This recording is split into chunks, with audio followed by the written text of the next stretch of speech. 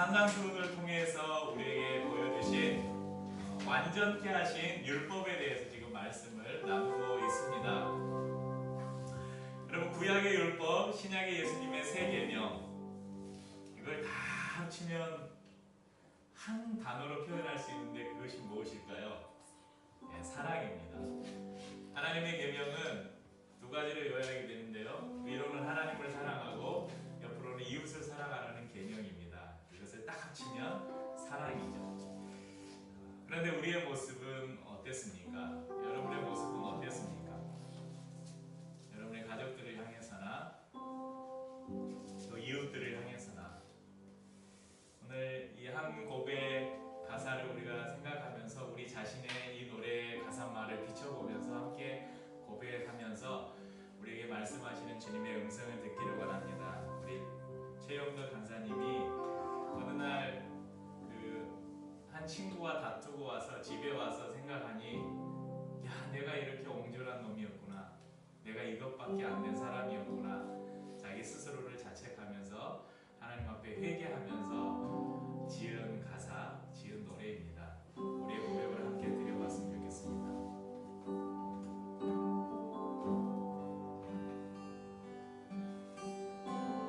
내가 먼저 손 내밀지 못하고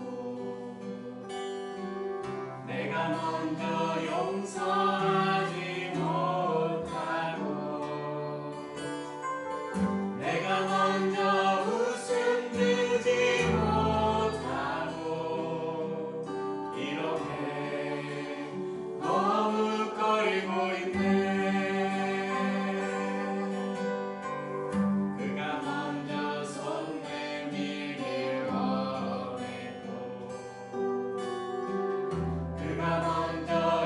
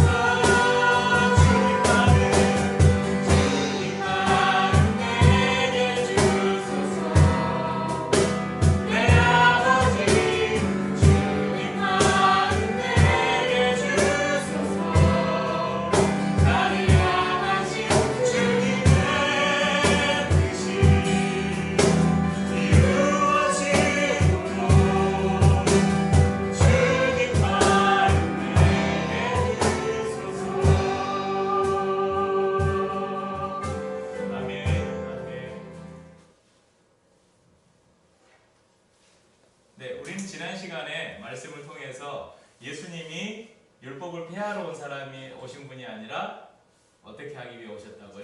완전케 하기 위해 오셨다. 이런 말씀을 나누고 있습니다.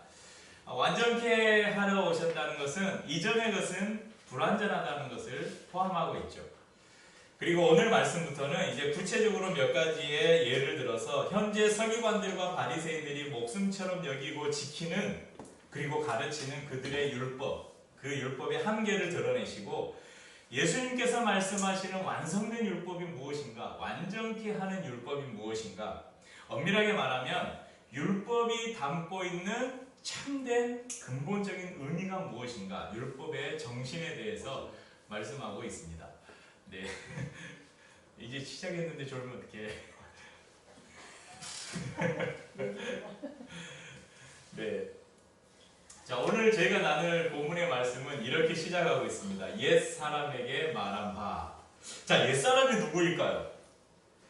답을 찾기 위해서 다른 표현으로 이야기해 보면 옛 사람들에 의해서 이렇게 읽어볼 수 있습니다. 그러니까 옛 사람으로부터 옛 사람에 의해서 우리가 가르침을 받았던 그 율법, 옛 사람들에 의해서 가르침을 받았던 그 율법은 뭐라고 말하냐? 그리고 그 옛 사람들은 누구인가? 바로 옛 사람들은 그런 율법을 가르쳤던 랍비들을 가리키고 있습니다. 그런데 그 가르침이 뭐가 문제였을까? 자, 유다는 북이스라엘은 어느 나라에 멸망을 당했을까요? 네, 아수르, 아시리아라는 나라에 멸망을 당하고 남유다는 어디에 멸망을 당했을까요? 바벨론에 멸망을 당했죠. 연대가 어제 보긴 했는데 제 기억력이 요즘에 별로 안 좋아서 아무튼 기원전 600 몇 년부터 500 몇 년까지 이렇게 바벨론 포로 시기를 거쳤는데요. 바벨론 포로 기간이 몇 년이었을까요? 70년 포로 생활을 지내다가 고레스 왕이 칙령을 내려서 이제 돌아가라 그래서 돌아오게 됐어요. 그런데 여러분 우리나라도 일제 치하 35년의 일제 치하가 있었잖아요. 그때 일본 사람들이 우리나라를 식민 통치하면서 이 내선 일체 사상을 이렇게 가르쳤어요. 내선이 뭐냐면 내란 말은 안 내자예요. 그러니까 일본 본토를 가리켜서 내라고 하고요. 선은 조선의 선. 그러니까 일본과 조선은 하나, 일체 하나가 되어야 된다. 그래서 무엇을 했냐면 복장을 일본식으로 하고 다니게 만들었고요. 창씨 개명, 이름을 다 일본식으로 바꾸고, 박정희가 다카키 마사오인가? 네. 일본 이름이 있잖아요. 옛날에 저도 예전에 저희 그 할아버지도 아마 일본 이름이 있었던 것 같아요. 제가 기억이 없어요. 저희 할아버지는. 근데 아마 일본 이름, 그러니까 예전에 일본 이렇게 갔다 오고 하신 분들은 다 일본 이름들이 있어서 일제시대를 거치신 분들은 그러니까 이름을 일본식으로 바꾸는 거예요. 우리나라 이름을 사용하지 못하도록. 그리고 문화나 교육, 건축 이런 것들을 다 일본식으로 바꾸는 것이죠. 그래서 이 한국 사람들 안에 이 한국인의 정신을 없애버리려고 한 거예요. 얼마 전에 우리 런닝맨 봤잖아요. 런닝맨의 한글날 특집에 말모이 작전이라는 거 나왔잖아요. 네, 말모이 작전. 그 주시경 선생과 그 조선어학회인가요? 네, 거기에서 우리말을 보존하기 위해서. 그러니까 일본 사람들이 우리말을 못 쓰게 하니까 사람들에게서 잊혀져 가는 거예요, 말이. 그러니까 여러 전국에 방언이든 뭐든 우리말로 사용하는 모든 단어나 이런 것들 문장들을 몰래 다 모아서 조선어 사전을 편찬하려고 했던 그 작전, 그것이 말모이 작전이라는 게 소개가 되더라고요. 그처럼 그러니까 어떤 나라를 식민 통치하면요, 그 나라의 그 원래 나라의 정신을 빼놓고 이제 지배하는 국가의 사상을 심기 위해서 이런 언어를 못 쓰게 해요. 언어를 빼앗아요. 이때도 마찬가지였습니다. 유대 사회에서도 바벨론의 포로로 끌려간 다음에 히브리 말을 못하게 한 거예요. 유대인들의 모국어가 뭐예요? 히브리어였죠. 그러니까 히브리어를 못 쓰게 하고 갈대아어를 쓰게 한 거예요. 바벨론 말을 쓰게 한 거죠. 또는 아람어를 사용을 했습니다.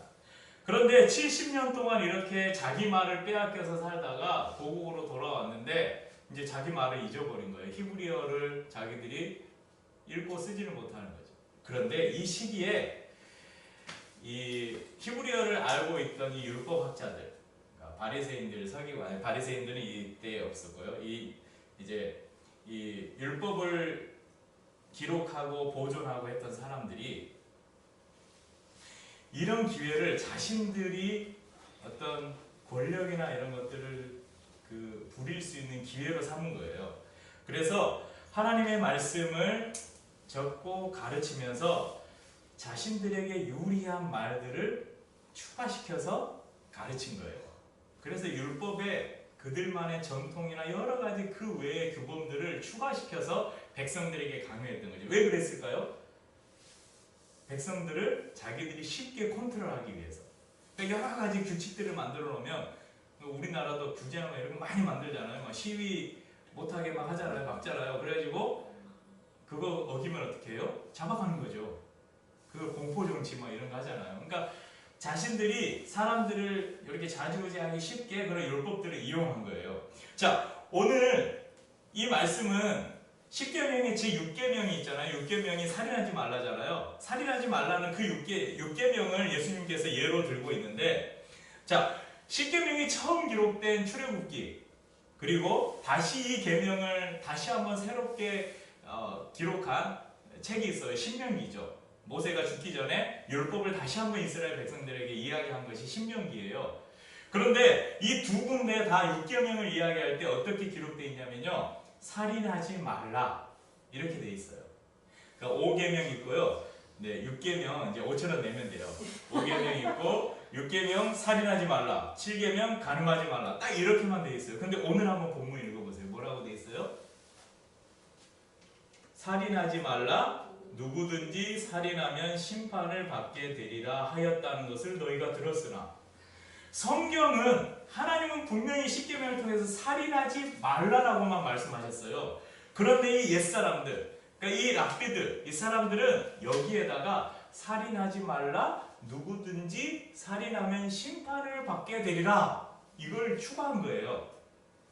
그러면서 왜 이것들을 추가했냐면요, 바리새인 서기관들 이런 사람들은 사람의 목숨을 끊는, 그러니까 사람의 육체를 죽이는 직접적인 살인을 저지르지만 않는다면 세상의 법정으로부터나 하나님으로부터 어떤 심판도 받지 않는다고 생각했습니다. 그래서 자신들은 사람을 죽이지 않았다는, 곧 율법으로부터 의롭다고 생각했다는 것입니다.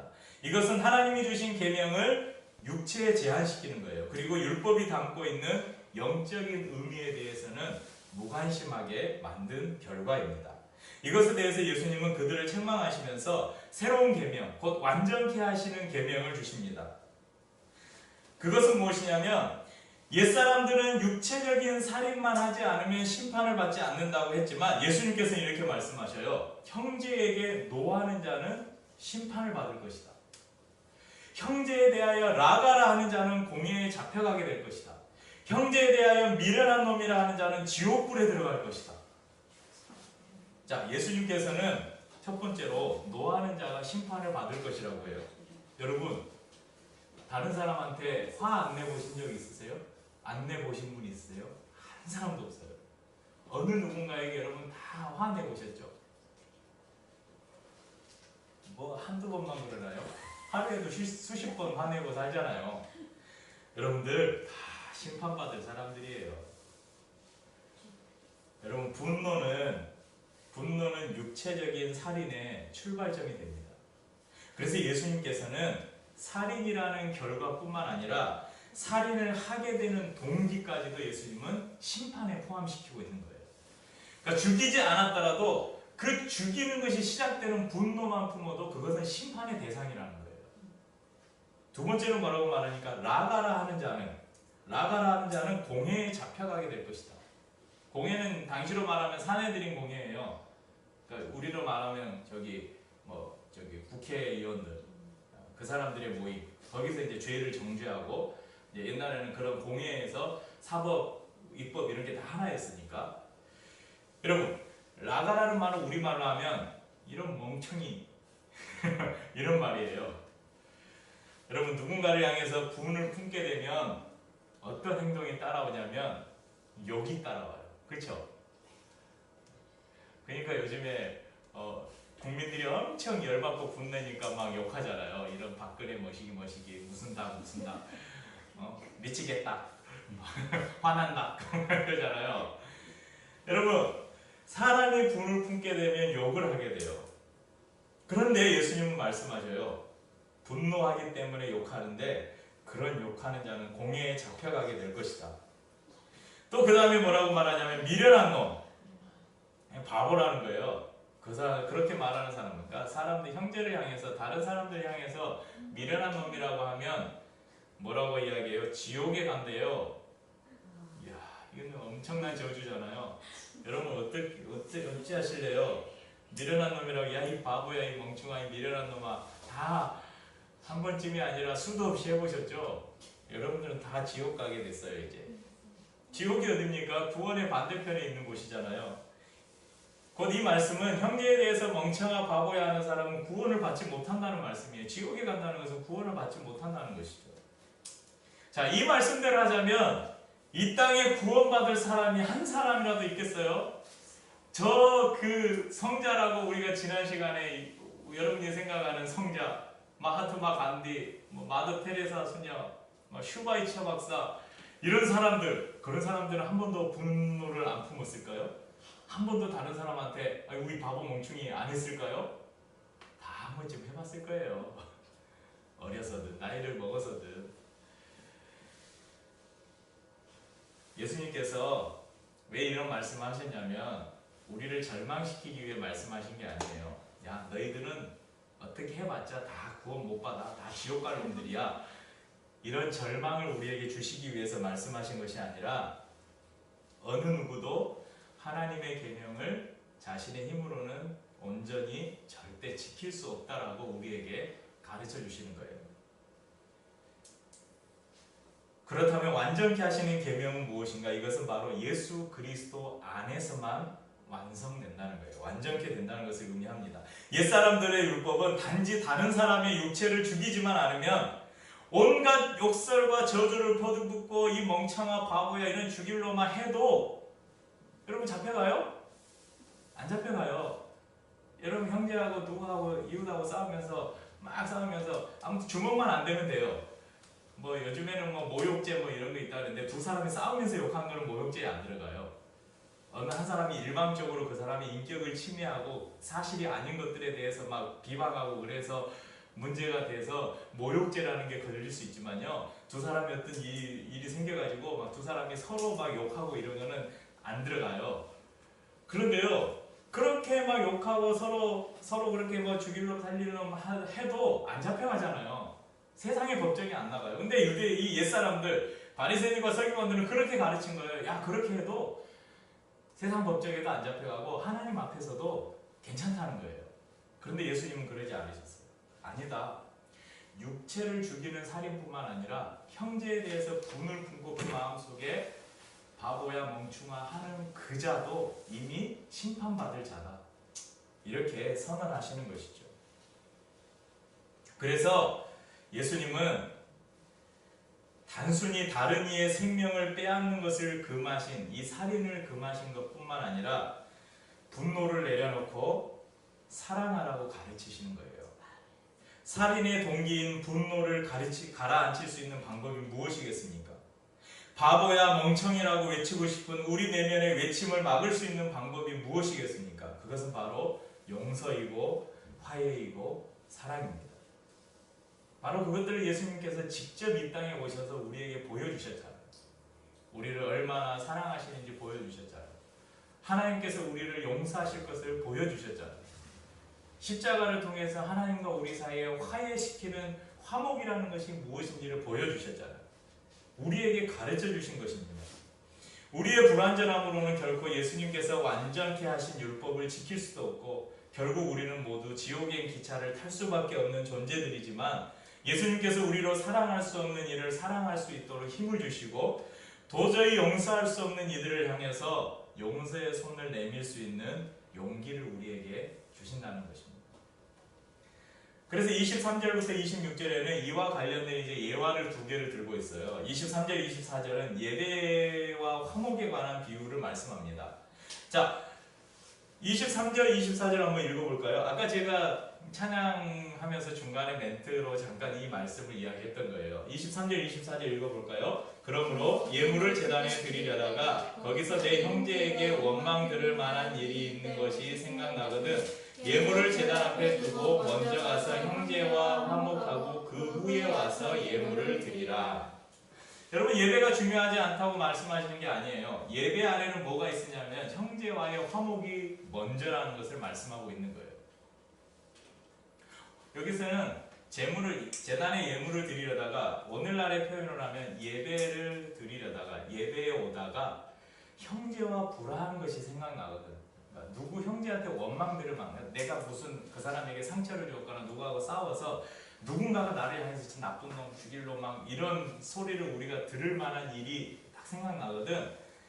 예물을 제단 앞에 내려놓고 예물을 내려놓고 그 말은 뭐냐면 오던 발걸음을 잠시 멈추고 그 사람에게 전화를 하든지 찾아가든지 카톡을 보냈는지 해서 미안하다, 잘못했다, 아니면 다른 사람이 나에게 잘못한 것뿐만 아니라 다른 사람이 내가 누군가에게 잘못한 것에 대해서 용서를 구할 뿐만 아니라 누군가가 나에게 잘못한 것에 대해서 내가 아직도 용서하지 못하고 분을 품고 있는 마음들이 있다면 그 사람과 그 문제를 해결하고 예배에 와서 예배를 드리라는 거예요.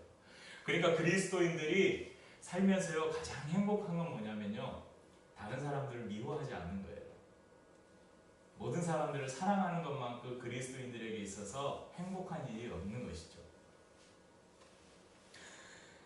이사야서 1장 11절에는 이렇게 말씀합니다. 여호와께서 말씀하시되 너희의 무수한 재물이 내게 무엇이 유익하뇨? 나는 수량의 번제와 살찐 짐승의 기름에 배불렀고 나는 수송아지나 어린 양이나 순염소의 피를 기뻐하지 아니하노라. 이 말은 뭐냐? 이스라엘의 제사를 지금 말씀하시는 거예요. 이스라엘 백성들이 수없이 주님께 제물을 드리고 수장을 잡아서 번제를 드리고 짐승의 기름을 드리고 수송아지나 어린 양이나 순염소의 피를 그렇게 날마다 제사로 성전에서 드려도 그것이 전혀 기쁘지 않다. 왜냐? 그 이유를 15절에 말씀하는데요. 이사야서 1장 15절에 너희가 손을 펼 때에 내가 내 눈을 너희에게서 가리고 너희가 많이 기도할지라도 내가 듣지 아니하리니 이는 너희의 손에 피가 가득함이라. 아직도 이스라엘 백성들이 그렇게 제사를 많이 드리는데요. 그 제사 드리는 손에 피가 가득하다. 왜냐면 다른 사람과 날마다 치고받고 싸우고 다른 사람들을 저주하고 죽이고 그러면서 하나님 앞에 나와서는 제물 드리고 예배 드리고 있다는 거예요. 아마도 당시 유대인들 특히 종교 지도자들은 이 말씀을 잘 이해할 수 없었을 거예요. 왜냐하면 자신들은 살인을 한 적이 없기 때문이죠. 손에 피를 묻힌 적이 없기 때문이죠. 하지만 율법의 참 정신으로 이 말씀을 볼 때 형제에 대해서 분노하고 조롱하고 저주하는 모든 것이 살인이고 그것은 곧 이스라엘 공동체 전체가 살인자라는 걸 예수님께서는 선언하신 것이죠. 여러분 항상 예배에 오기 전에 여러분의 마음의 상태를 잘 살피십시오. 혹 내가 미워하는 사람이나 내가 상처를 준 사람은 없는지 불편한 관계를 지속하고 있는 사람은 없는지 그리고 주님이 생각나게 하신다면 어떤 방법을 동원해서라도 용서하고 용서를 빌고 화목하고 주님께 예배하십시오. 그것이 하나님이 받으시는 예배의 지름길입니다. 25절 26절은 고발하는 자를 통해서 이 화해가 얼마나 급박한 문제인지를 보여줍니다. 25절 말씀에 보면 급히 사화하라 이렇게 말씀하시죠. 이 사화라는 단어는 제 영어 성경에 보니까 settle matters 그러니까 문제를 해결하라는 거예요. 빨리 누가 형제와 무슨 문제가 있으면 빨리 해결하라는 거예요. 누군가 불안한 상태로 있는데 갑자기 내가 죽어버리거나 아니면 그 불안한 상대방이 죽어버리면 화해할 기회가 없어져 버리잖아요. 또 그것뿐만 아니라 어떤 사람과의 불화를 두 사람 사이에서 해결하지 못하고 세상의 법정까지 가져가지 말라는 거예요. 그것은 별로 좋은 방법이 아니라는 것입니다. 사랑하는 여러분, 나는 아무도 죽이지 않았으니까 나는 6계명에 대해 살인하지 말라는 계명에 대해 나는 떳떳해. 그래서 나는 율법에 최소한 다른 건 모르겠지만 6계명 살인하지 말라는 이 계명만큼은 나는 의로워. 나는 떳떳해. 그렇게 여러분 자신할 수 있어요? 여러분 우리는 살인이라는 죄에 대해서 무죄입니까? 그렇다면 누가 살인자입니까? 오늘 설교 제목이 누가 살인자인가? 누가 살인자예요? 저 감옥에 살인죄 짓고 진짜로 사람 죽이고 감옥에서 몇 년형 이렇게 받고 감옥에 갇혀 있는 사람만이 살인자입니까? 오늘 누가 살인자인가 이 질문에 우리는 이렇게 대답해야 됩니다. 주님, 제가 살인자입니다.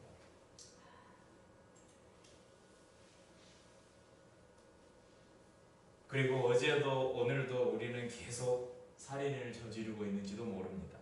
그래서 우리는 더욱 사랑이신 예수님, 용서의 본이신 예수님을 붙들어야 합니다.